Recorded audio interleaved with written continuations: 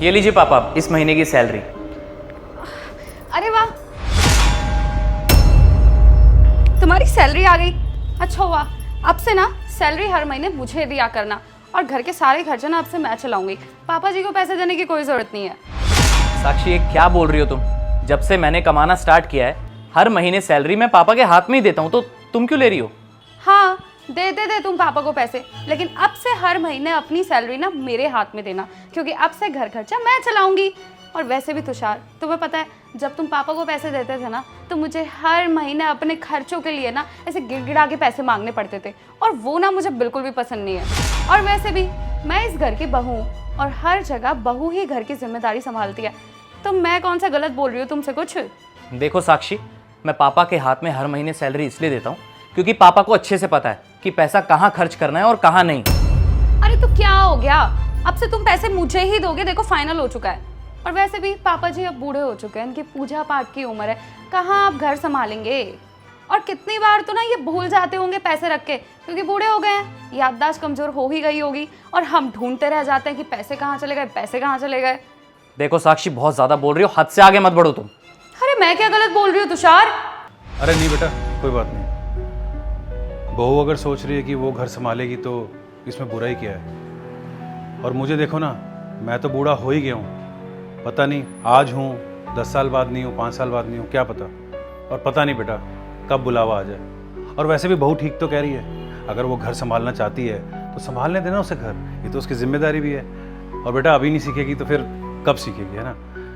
तो बेटा एक काम कर, आगे से जब भी तेरी सैलरी आएगी ना तो बहू के हाथ में देना। और हाँ बहू, सोच समझ कर जिम्मेदारी निभाना, तुम्हें पता है ना घर चलाना कोई बच्चों का खेल नहीं है। अरे हाँ, सोच समझ के ही पैसे खर्च करूंगी मैं। आपने तो मुझे बच्चा ही मान लिया है कि मैं कहीं भी मुंह उठा के पैसे खर्च कर दूंगी।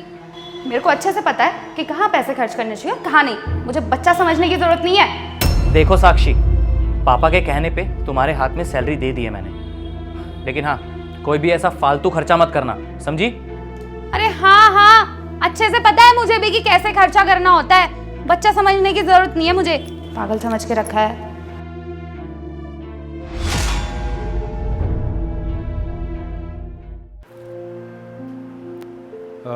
बहू, मुझे कुछ पैसे चाहिए थे, एक हफ्ते की खर्ची मिल सकती है क्या? जेब खर्ची? कैसी जेब खर्ची? वो क्या है ना बेटी, तुषार मेरे हाथ में अपनी तनख्वाह रखता था तो मैं उसमें से 500,000 रुपये अपनी एक हफ्ते की खर्ची निकाल लेता था।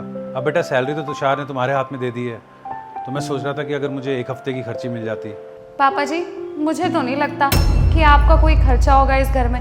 खाना पीना दवाई सब कुछ तो आपको टाइम पे मिल जाता है, फिर किस लिए पैसे चाहिए? और भी कुछ चाहिए होता है तो तुषार शाम को लेते आते हैं आपके लिए। आपको फ्रूट्स चाहिए होते हैं तो वो भी तुषार लेते आते हैं। और कौन सा खर्चा बचा जो आप मेरे से 500 रुपये मांग रहे हैं? पापा आप मेरी बात ध्यान से सुन लीजिए, कोई 500 रुपये नहीं देने वाली मैं आपको। 500 छोड़िए, मैं 1 रुपये नहीं देने वाली, क्योंकि आपका कोई खर्चा नहीं है। और वैसे भी अगर पैसे इधर से उधर हो गए ना तो तुषार तो मुझ पर बहुत चिल्लाएंगे, इसलिए आप जाइए यहाँ से, मैं कोई पैसे नहीं देने वाली आपको। ठीक है बेटा, तुम शांत रहो, कोई बात नहीं।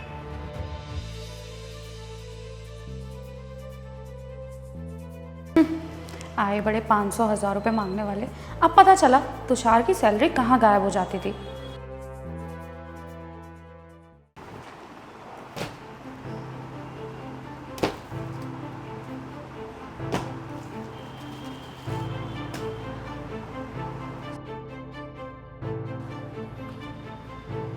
अरे बहू, ये सब क्या है, इतना सारा सामान?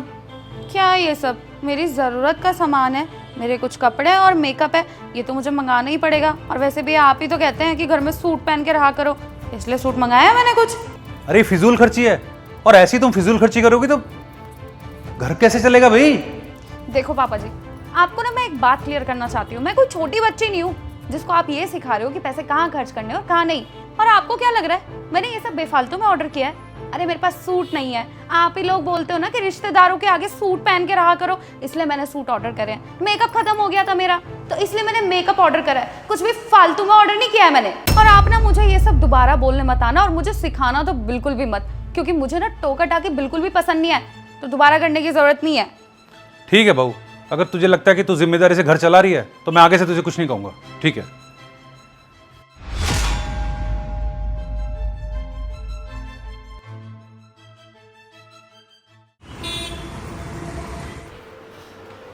अरे घर पे कोई है क्या? नमस्ते भैया, आप यहाँ पर? हाँ मैं यहाँ पर। आप लोगों ने ना 10 दिनों से किराया नहीं दिया है। पापा ने मुझे भेजा है कि किराया लेने के लिए। कहाँ है मेरा किराया? रेंट? अरे मैडम क्या सोच रही हो? किराया नहीं देना क्या आपको? लेकिन भैया अभी तो रेंट के पैसे हैं ही नहीं। क्या भाई साहब को सैलरी नहीं मिली क्या? अरे भैया हुआ ये कि सैलरी तो मिली थी मुझे, लेकिन दिमाग से ही निकल गया कि रेंट भी भेजना है।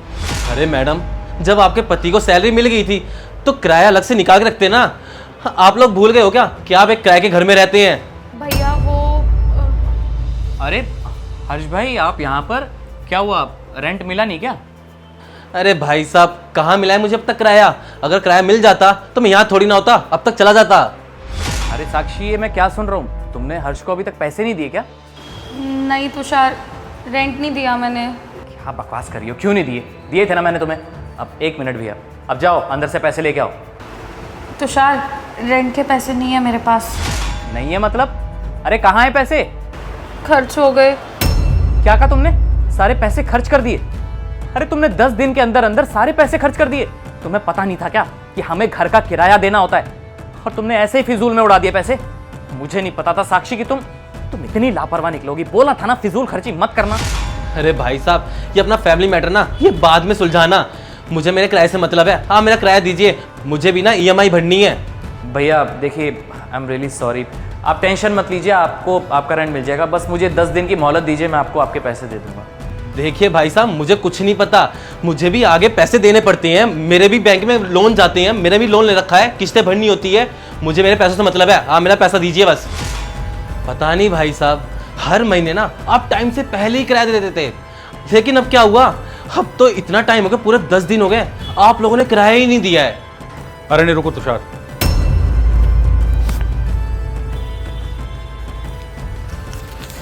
ये लीजिए भाई साहब आपका किराया। अरे भाई साहब आपने अभी भी तो पैसे दिए, ये पैसे आप पहले दे देते तो मेरे को यहाँ पर आना नहीं पड़ता। चलो ठीक है अब मैं जा रहा हूँ, लेकिन अगली बार से ना टाइम पे पैसे दे देना मेरा।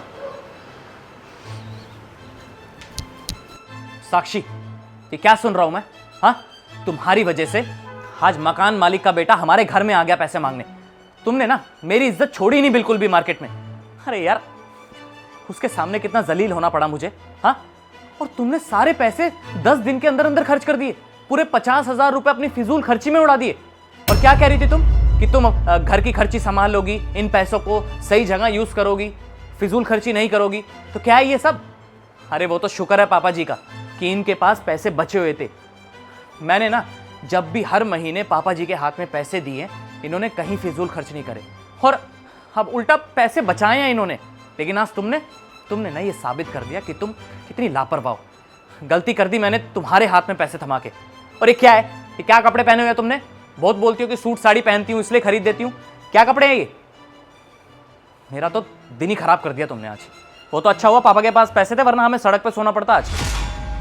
तुषार, पापा जी मुझसे सच में बहुत बड़ी गलती हो गई। मैंने आपकी बात समझने की कोशिश नहीं की और सारे पैसे फालतू खर्चों में खर्च कर दिए और आपको भी जेब खर्चे के लिए पैसे नहीं दिए। ना ही तुषार की बात मानी। शायद आपकी बात सुन ली होती तो आज इस तरीके से मेरी वजह से आप लोगों को बेइज्जत नहीं होना पड़ता। प्लीज़ मुझे माफ़ कर दीजिए पापा जी। अब से घर के सारे खर्चे आप ही चलाया करना। मुझे लगता था कि मैं इतनी बड़ी हो गई हूँ कि सारे खर्चे उठा लूँगी घर के, लेकिन मैं गलत थी। मैं तो अभी भी बड़ी नहीं हो पाई और सारे के सारे पैसे फालतू खर्चों में वेस्ट कर दिए। वो क्या है ना बेटा, तुम्हारा भी कोई कसूर नहीं है, क्योंकि तुम आजकल के बच्चे ना बुजुर्गों को किसी काम का नहीं समझते हो। और बेटा तुम लोग तो पढ़े लिखे हो, लेकिन बेटा बड़े बुजुर्गों के पास ना तजुर्बा होता है जो तुम्हारे पास नहीं है।